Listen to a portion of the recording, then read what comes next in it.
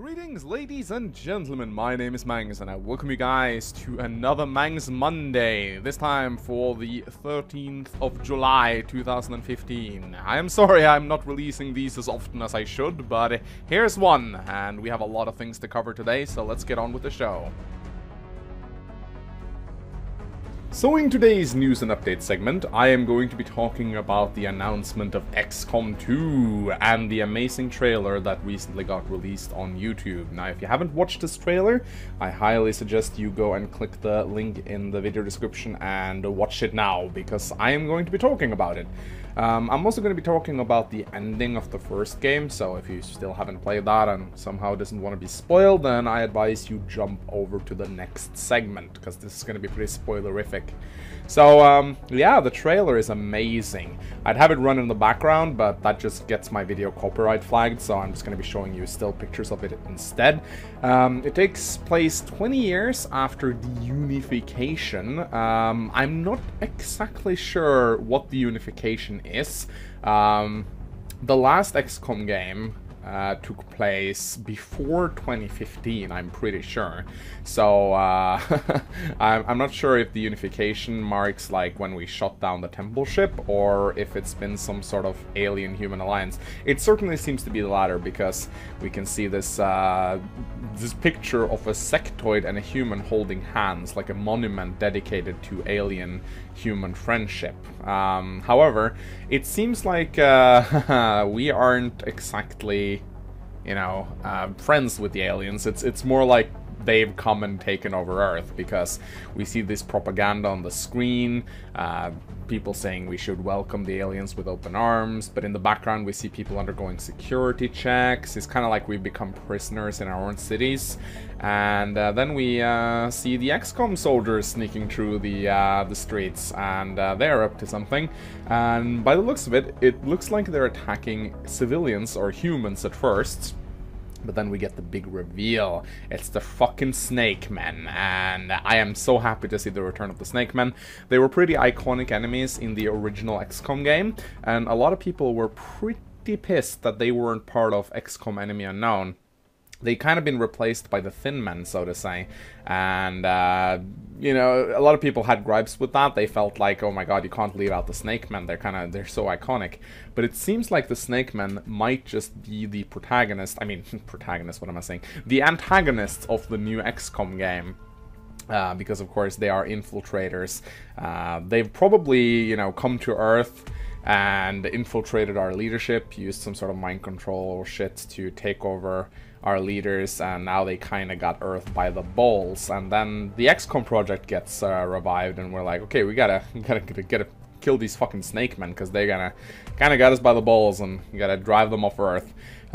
So it's instead of like defending Earth from an outside alien invasion, we're kind of trying to take it back, so to say, it would seem.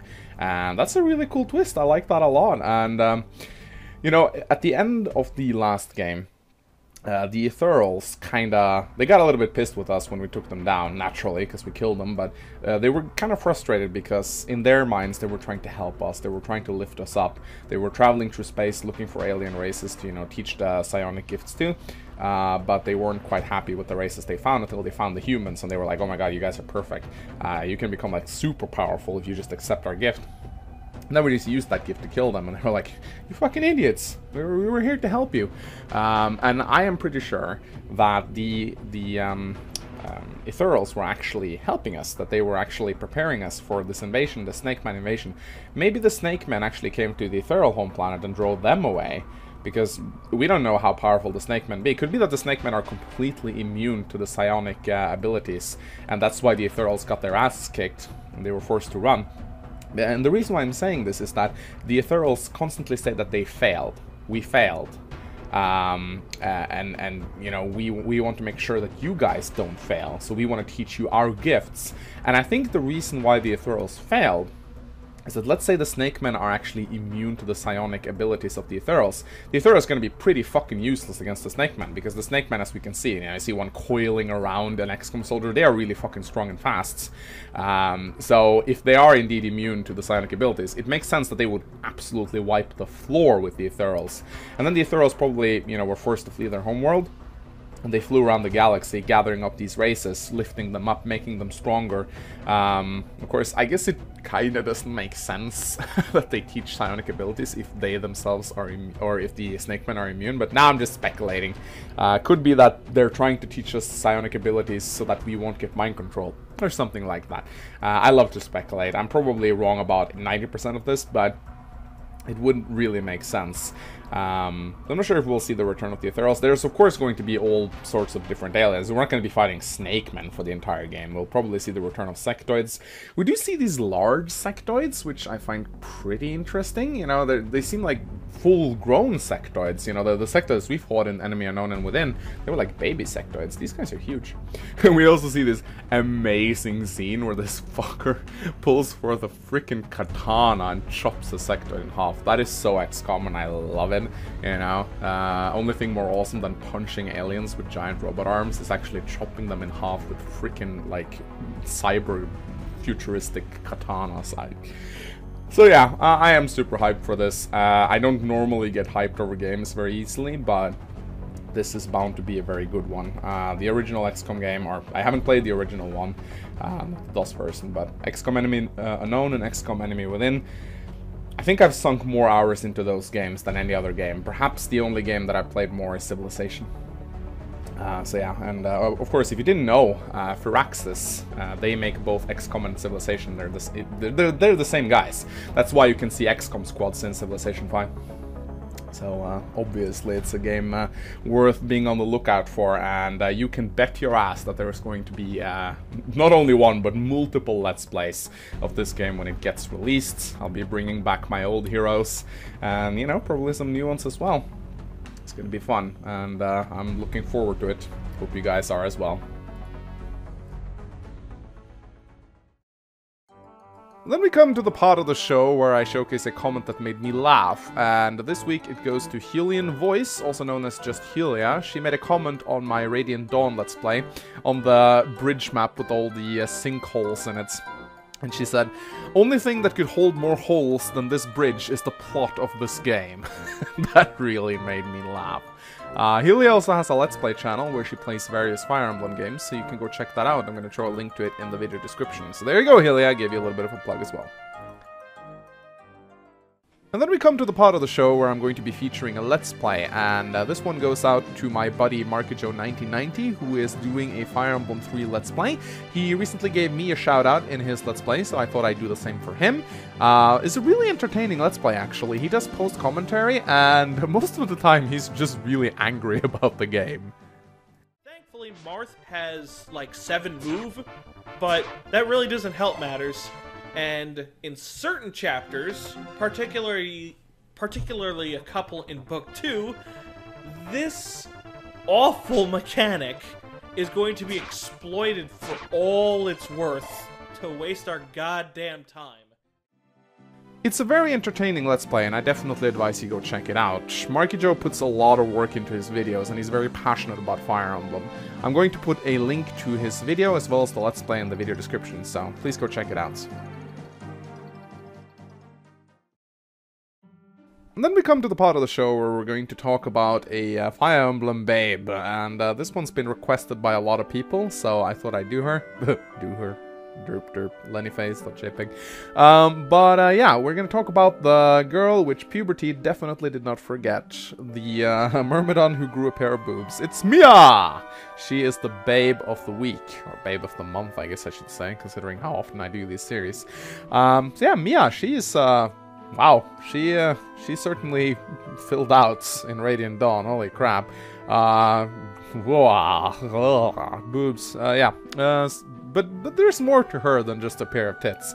I think that she's a lovely lady. She has a pretty cool attitude, very energetic.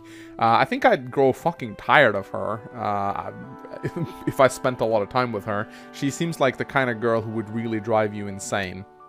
But still, pretty beautiful girl. Gotta love a girl with the curves and the shapes and all that good shit. I like her hair. I like her face. She's a gorgeous girl. She is a really gorgeous girl. Like her a lot.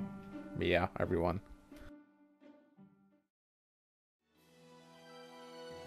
And then we come to the part of the show where we read some mail, and the first mail of today comes in from Sevagostev, and he says, "Dear Manx, hello, I am just one of your subscribers. You may recognize me as the guy who complains about you mispronouncing things.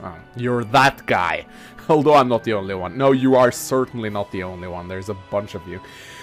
I also participated in your Advanced Wars challenge and managed to complete the hard version, though you credited me under normal, probably because I reported that I beat that first. Yeah, the freaking subscriber challenge. I am still not very happy about how I did that.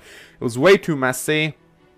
And yes, the fact that people first contacted me when they say they beat it on normal and then one more time, that got really chaotic really quickly. And I don't think I ever gave you guys your reward, the Dual Strike Let's Play. It's coming. It's coming, guys. Never too late. Sorry about that. Anyway, firstly, I would like to show my appreciation for what you do. I discovered your channel shortly after I decided to try Advanced Wars. I liked the Game Boy Advance installments, so I decided to see what Super Famicom Wars looked like. When I searched it on YouTube, your first game was one of the first things that came up, so I clicked on it. Finding it immensely entertaining, I visited your channel to discover that you do not only play of the other Advanced Wars games, but also Fire Emblem, one of my favorite games in the series. And so, since I hadn't seen much of Fire Emblem 5, I decided to watch your Let's Play of it. I never looked back. Since then, watching your video has become an essential part of my day, so I feel like I should thank you for the great entertainment. No, thank you, honestly. That really makes me happy. As I can say, that was, I am aware that that Super Famicom Wars video has netted me a lot of subs, because when you search for Super Famicom Wars on YouTube right now, that you get my Let's Plays, which I'm really happy about, so I know I've been drawing in a lot of subscribers simply from those videos alone. Anyway, now for some questions. Firstly, someone may have already asked this, but do you ever plan on doing a playthrough of Tear Ring Saga? If you don't know, it's a tactical RPG that was directed by Sho Sukaga, the same guy who directed the first 5 Fire Emblem games after he left Intelligent Systems. The game is extremely similar to Thracia 776, or rather, I guess you could say it's like Thracia 776 on steroids. It had a sequel called Berwick Saga, but I think it has not been translated, unfortunately. Tear Ring Saga has been translated, however, and I think it would be a lot of fun to see you play it at some point in the future. Maybe after you finished Fire Emblem 10, Fire Emblem 12, and possibly Fire Emblem 12... 11 or 12? Yes, absolutely. Tear Ring Saga, definitely one of those games that have piqued my curiosity a lot. I feel like as a hardcore Fire Emblem gamer, you kind of have to play every single Fire Emblem game. That's kind of my goal right now. And then I guess the infamous Tear Ring Saga has to come at some point, right? I absolutely despise the graphics. I've seen a little bit of gameplay and I hate the graphics. It looks so fucking weird, like a stupid Flash game or some shit like that. And I assume this was done to kind of distance the game from Fire Emblem, because I've heard that there were some lawsuit cases and shit where like Nintendo went pretty hard after Tear Ring Saga because it was way too similar to Fire Emblem, and for that reason alone I think they changed a lot about it. So yeah, not a big fan of the graphics, but that can be overlooked. So yeah, definitely. Well, we'll see. I will check it out someday. It's on the list of things I want to do, but that list is growing very long, and I wish I had the time to do everything on that list in very short order, but sadly it could be some time before we see a Tear Ring Saga Let's Play on my channel, but never saying it's not gonna happen. Chances are most likely it will happen someday. Another question. Oh, who am I kidding? It's not a question, it's a shameless plug. So anyway, I made a little project loosely based on Fire Emblem. I won't copy the entire description here, but you can find it on this page, along with the download itself. I realize that you may not have time for these things, nor is my creation that great, really, but if you were to play this as a little side Let's Play, it would be really awesome. Like, really awesome. It's not very long, so it wouldn't take up too much of your time. It's a bit of a clunky game, but hey, if you handle Fire Emblem 1, this should be no problem. But anyway, it's your decision. I understand if you don't want to. Anyway, this has been Sevagostev. Good luck with everything that you're doing.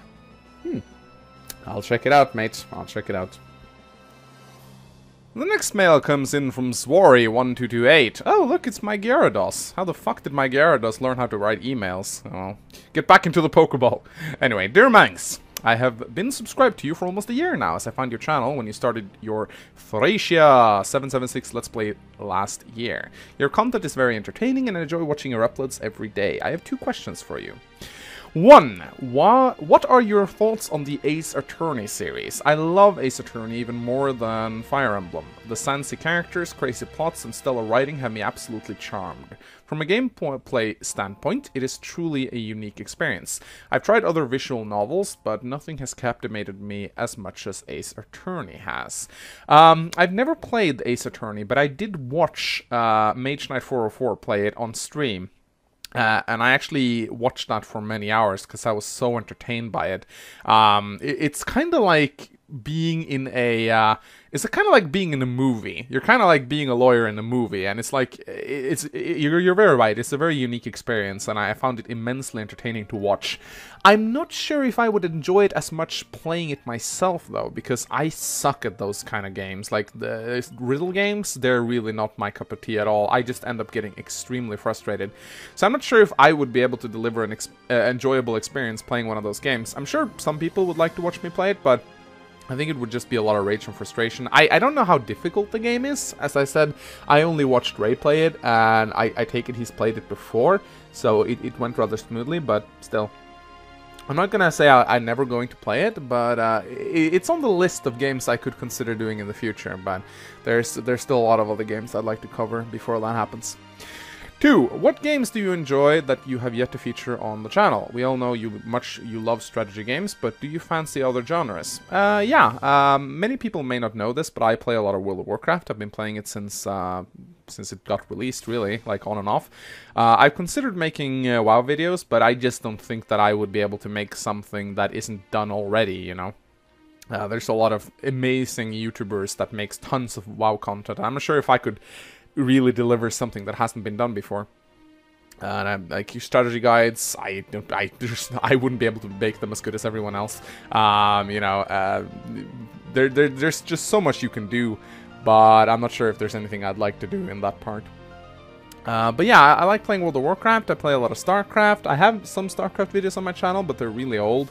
I might consider making some when Legacy of the Void gets released, the next expansion. I also like playing Dota. I have actually tried to make some Dota videos, but I just end up sucking so bad in the videos that I do record. And every time I have a good game, I don't record it, and it's really fucking annoying.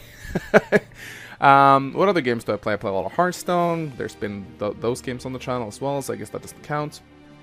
I also... what else do I play, really?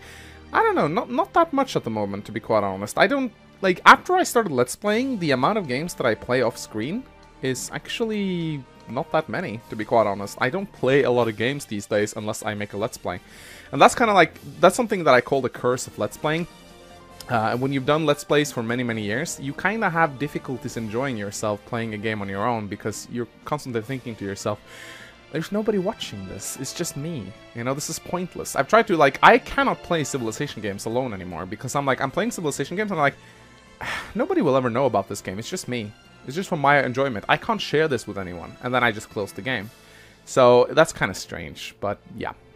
Games that I could consider doing in the future, some Final Fantasy games. I've been so curious to get into Final Fantasy, but I have so many Let's Plays going simultaneously right now.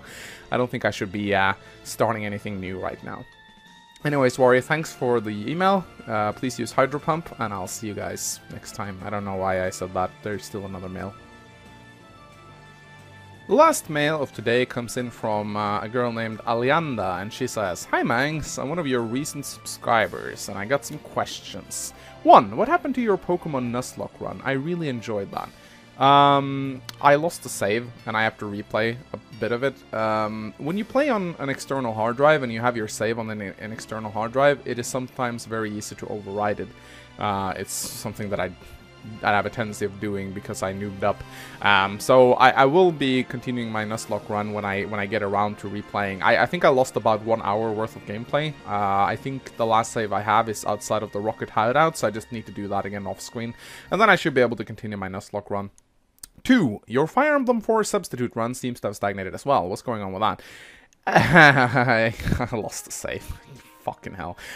This is actually not my fault. This is SNES 9X. Recently it's been corrupting a lot of save files, and I don't know what causes this, but I'm going to have to either get another emulator or try to find some way to fix the problem, because when I try to load my substitute run, it says corrupt file can't load. Yeah, so I lost my save game again, which means I need to play it again, but luckily I've replayed Fire Emblem 4 so many times right now, I think I can do the entire game up to where I lost my save in about an evening. Just put on a podcast in the background, do max speed on the emulator and turn off animations, and I should be able to do it. I just need to get around to it. It's just a question about commitment, really, but don't worry, I intend to finish my Fire Emblem 4 substitute run. Mage Knight 404, aka Ray, actually recently informed me that they are working on a translation patch, or at least someone has made a script. It is unknown whether they will actually complete the translation patch, but I seriously wish someone would translate the Fire Emblem 4 ending, because it seriously needs translation. Alright, anyway, 3. Will you make another top 10 Fire Emblem babes when you are done with Radiant Dawn? Yeah, I will. I'm actually gonna make it probably really soon, because I got an inside source, or subscriber. He told me that there are no more babes, like at the point that I am now in Fire Emblem Radiant Dawn. There are probably no more babes that I'd find attractive that would make it to the list, so I could probably just go ahead and make the video right now. Apparently I met all the hot girls in Radiant Dawn already, and I've actually been thinking about doing it. I've made a little bit of list. It's actually really hard to make a top 10 list, because there are so many freaking gorgeous girls in the Fire Emblem games. I actually kind of wanted to make it a top 15, because I simply could not fit all the girls that I liked into one list. So we'll see what I do, but expect that very soon. Anyway, thanks Alianda, and that's it for the mail segments. And with that, ladies and gentlemen, I am out of time, and this marks the end of this Mangs Monday. I really hope you guys enjoyed the show. As always, thanks for your support, thanks for your comments, your likes, and your mails. Please keep sending them in at mangscerial@gmail.com if you got some more questions that you'd like to see me answer on the show. And if you would give this video a thumb up and a comment, I would really appreciate that as well. Until next time, ladies and gentlemen, my name has been Mangs. Goodbye.